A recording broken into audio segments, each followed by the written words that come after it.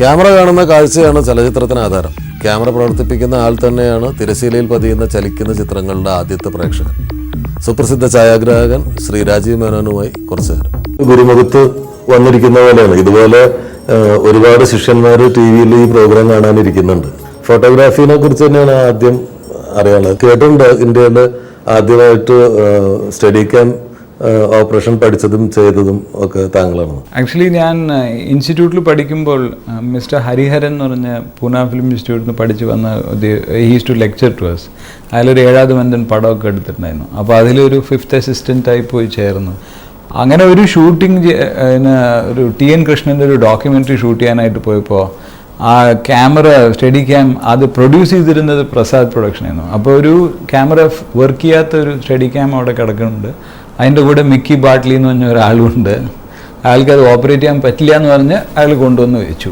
എന്തിനാ അയാൾ വന്നത്, എന്തിനാ അയാൾ ഓപ്പറേറ്റ് ചെയ്യാൻ പറ്റില്ല എന്ന് പറഞ്ഞത് അറിഞ്ഞില്ല. പക്ഷെ ക്യാമറ ഓടിയിരുന്നു. അപ്പോൾ ഡയറക്ടർക്ക് എങ്ങനെ ചെയ്യാൻ പറ്റും, ഇത് അയാൾ തന്നെ ഇട്ട് നോക്കിയപ്പോൾ അയാൾക്ക് ശ്വാസം മുട്ടാൻ തോന്നി. അപ്പോൾ വേറെ ആരെങ്കിലും സ്ട്രോങ് ആയി ഉണ്ടോ എന്ന് പറഞ്ഞപ്പോൾ എന്നെ കുറച്ച് ഹൈറ്റ് വേണം, താൻ ട്രൈ ഉണ്ടോ എന്ന് പറഞ്ഞു. ഞാൻ ട്രൈ ചെയ്യാമെന്ന് പറഞ്ഞു. അപ്പോൾ ഒരു ബ്ലൈൻഡായിട്ട് ക്യാമറ ഇവിടെ വെച്ച് നമ്മൾ ഗണ്ണ് വെച്ച് മൂവ് ചെയ്യണ മാതിരി ഒരു ബ്ലൈൻഡായിട്ട് ഞാൻ അങ്ങനെ ഷോട്ട് എടുത്തിട്ട് അത് പ്രൊജക്റ്റ് ചെയ്ത് പ്രസാദ് ലാബിൽ കാണിച്ചപ്പോൾ അത് പക്ഷേ സ്റ്റഡി ക്യാം വർക്ക് ചെയ്യുന്നില്ലല്ലോ, അതെങ്ങനെ വർക്ക് ചെയ്തു എന്ന് രമേശ് പ്രസാദോട് ചോദിച്ചപ്പോൾ ഏതൊരു പയ്യൻ ഇൻസ്റ്റിറ്റ്യൂട്ടിൽ വന്നിട്ട് അയാൾ ട്രൈ ചെയ്തു, ഇങ്ങനെ ഷോട്ട് വന്നു. അങ്ങനെയാണെങ്കിൽ നമ്മളിത് ഹയർ ചെയ്യാമല്ലോ, എന്താണ് അവനെ വിളിക്കൂ എന്ന് പറഞ്ഞു.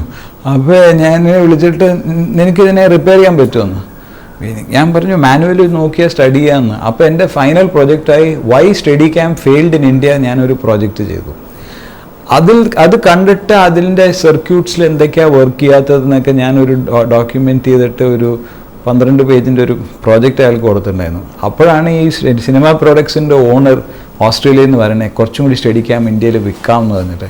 അപ്പോൾ രമേശ് പ്രസാദ് പറഞ്ഞു, താൻ എന്തിനു വിൽക്കാൻ പറഞ്ഞു, ഒരാൾ ഇവിടെ പ്രോജക്റ്റ് ചെയ്തേക്കാം, എന്തിനാണ് സ്റ്റഡി ക്യാം ഫെയിൽ ചെയ്തേക്കണമെന്ന്, താൻ വായിച്ചോളൂ എന്ന്.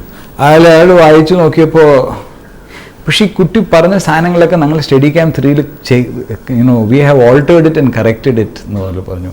ഇവനെ വിളിക്കൂ എന്ന് പറയും. അപ്പോൾ എന്നെ ആരോ ഇൻസ്റ്റിറ്റ്യൂട്ടിൽ നിന്ന് വിളിച്ച് ഞാൻ ഓടി ചാടി വന്നപ്പോൾ നിനക്ക് വരണോ പഠിക്കാനായിട്ട്, അമേരിക്കയിൽ ഒരു കോഴ്സ് ഉണ്ട് എന്ന് പറഞ്ഞു. ഓക്കെ വരാമല്ലോ, നമുക്കങ്ങനെ വലിയ കോണ്ടാക്റ്റ് ഒന്നുമില്ല. അപ്പോൾ ഞാൻ ആ കോഴ്സിൽ പോയി ജോയിൻ ചെയ്ത് വന്നിട്ട് പിന്നെ പ്രസാദ് പ്രൊഡക്ഷനായിട്ട് സ്റ്റഡി ക്യാം ഡിപ്ലോയ് ചെയ്യാനായിട്ട് പല ഷൂട്ടിങ്ങുകൾക്ക് പോയി. അങ്ങനെ എനിക്കൊരു ഒരു സിനിമാറ്റോഗ്രാഫറിൻ്റെ അടിയിൽ വർക്ക് ചെയ്യാൻ പറ്റില്ല. പക്ഷെ പല സിനിമാറ്റോഗ്രാഫേഴ്സ് ചെയ്യുന്ന പല വിധമായ സ്റ്റൈൽസ് കാണാൻ പറ്റും. ഒരു ദിവസം ഒരു തെലുഗു പടത്തിലായിരിക്കും, വേറൊരു ദിവസം ഒരു ഹിന്ദി പടത്തിൽ. അങ്ങനെ പല പല ആൾക്കാരുടെ സ്റ്റൈൽ കണ്ടിട്ട് ഫൈനലി ശ്യാം ബെനഗലിൻ്റെ ഷൂട്ടിങ്ങിൽ അശോക് മെഹ്തേനെ കണ്ടു. അയാളാണ് എനിക്ക് ഏറ്റവും അയാളുടെ ലൈറ്റിങ് ഈ 36 ചൗരംഗി ലൈനിലെ എൻ്റെ ഒരു ആത്മീയ ഗുരു മാതിരിയായിരുന്നു. സോ ഒരു ഏകലവ്യൻ പോയി ഈ ഗുരുനാഥനെ കാണാൻ മാതിരി അദ്ദേഹത്തിൻ്റെ അടുത്ത് വർക്ക് ചെയ്തപ്പോൾ അയാളുടെ ഭാഗ്യത്തിന് അയാൾക്കൊരു അസിസ്റ്റൻ്റ് ഒന്നും ഉണ്ടായിരുന്നില്ല. അപ്പോൾ അയാളുടെ കൂടെ ലൈറ്റിംഗ് ഒക്കെ പഠിച്ചു ഒരു 12 ദിവസം അവരുടെ കൂടെ. അങ്ങനെ ഒരു ചാൻസ് ആഡ് കിട്ടിയപ്പോൾ അശോക് മേത്ത സാറിനെ വിളിച്ച് അയാൾ ആദ്യം ഷൂട്ട് ചെയ്തു. പിന്നെ നമുക്ക് അതിൽ നിന്ന് കോൺഫിഡൻസ് കിട്ടി. പിന്നെ അങ്ങനെ ഞാനും ഷൂട്ട് ചെയ്യാൻ തുടങ്ങി. അങ്ങനെ ഒരു ആഡ് ഫിലിം തുടങ്ങിയിട്ട് അതിൽ നിന്ന് ഫീച്ചർ ഫിലിമിലേക്ക് പോയി. ആദ്യം തുടങ്ങിയത് സ്റ്റഡി ക്യാം വഴിയാണ്.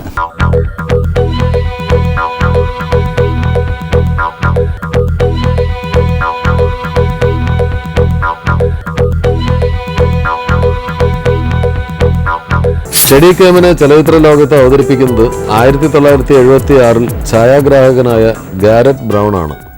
സ്റ്റഡി ക്യാമിന്റെ ശ്രദ്ധേയമായ ഉപയോഗം ലോക സിനിമ ആദ്യം ശ്രദ്ധിക്കുന്നത് 1976-ൽ പ്രദർശനത്തിനെത്തിയ റോക്കിയിലൂടെയും സ്റ്റാൻലി കുബ്രിക്കിന്റെ ദ ഷൈനിങ്ങിലൂടെയുമാണ്. ഈ TV തന്നെ നമുക്ക് മുൻപും പ്രചോദനമായിട്ടുണ്ട് സൂം ലെൻസുകളുടെ കാര്യത്തിൽ. Because television is not a bad thing, because television കാരണം കൊണ്ട് സിനിമ പല സാധനങ്ങൾ പഠിച്ചതാണ്. ബിക്കോസ് നമ്മൾ 1950s വലിയ മിച്ചൽ ക്യാമറ വെച്ചിട്ട് എടുക്കുന്ന ഷോട്ട്, ആൽഫ്രഡ് ഹിച്ച്കോക്ക് ഒക്കെ എടുക്കുന്ന സമയത്തുള്ള ഷോട്ട്സ് ലോങ് ടേക്സും ഡോളീസും ആയിരുന്നു. അപ്പം ടെലിവിഷനും കൂടെ ഒരു വലിയ തോതിൽ അമേരിക്കയിലും കൂടെ സ്പ്രെഡ് ചെയ്യാൻ തുടങ്ങി. ആ സമയത്ത് ലൈവ് ടെലിവിഷൻ ആയിരുന്നു. And there was no tape ഇല്ല റെക്കോർഡ് ചെയ്യാനായിട്ട്. എല്ലാ ഷോസും ലൈവായിട്ട് നടത്തണം, അതിനെ ലൈവായി ടെലികാസ്റ്റ് ചെയ്യണം. ആ ലൈവ് ടെലിവിഷനിൽ വന്ന ഒരു പ്രോബ്ലം എങ്ങനെയാണെന്ന്, മിഡ് ഷോട്ട് ക്ലോസപ്പ് ആക്കാനായിട്ട് ഒരു ടററ്റ് ലെൻസിൽ 3 ലെൻസ് ഉണ്ടാവും.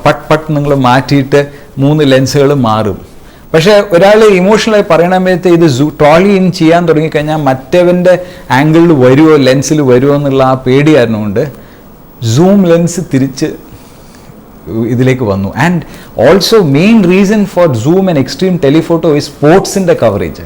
സ്പോർട്സ് കവറേജ് നമ്മളൊരു അരീനയുടെ ഉള്ളിൽ പോകാൻ പറ്റില്ല, അരീനയുടെ പുറത്തുനിന്ന് ഷൂട്ട് ചെയ്യുമ്പോൾ ഈ 50 ലെൻസും 85 ലെൻസും 35 ലെൻസും പറ്റില്ല. ഒരു 500 mm ലെൻസ് ഇട്ടാലേ ബേസ്ബോളും ഫുട്ബോളും കവർ ചെയ്യാൻ പറ്റുള്ളൂ.